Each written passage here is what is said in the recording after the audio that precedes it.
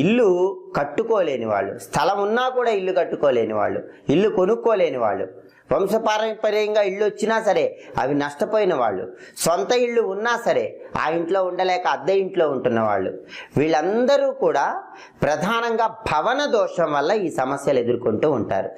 మరి ఈ భవన దోషం పోవాలంటే ఏం చేయాలంటే పరిహార శాస్త్రంలో ఒక అద్భుతమైన పరిహారం చెప్పారు. ఆ పరిహారం ఏంటంటే కందిపప్పు, మినప్పప్పు, పెసరపప్పు మర ఆడించి పిండిలాగా చేసుకున్నాక ఆ 3 పిండ్లు కలపాలి. కలిపిన తర్వాత ఆ పిండ్ల మిశ్రమంలో నీళ్లు కలిపి 11 చిన్న చిన్న ఉండల్లాగా తయారు చేసుకోవాలి.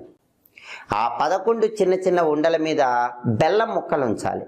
అలా బెల్లం ముక్కలు ఉంచిన తర్వాత ఆ 11 చిన్న చిన్న ఉండలు బుధవారం పూట గోవుకి ఆహారంగా తినిపించాలి. ఇలా చేస్తే భవన దోషం అనేది తొలగిపోతుంది.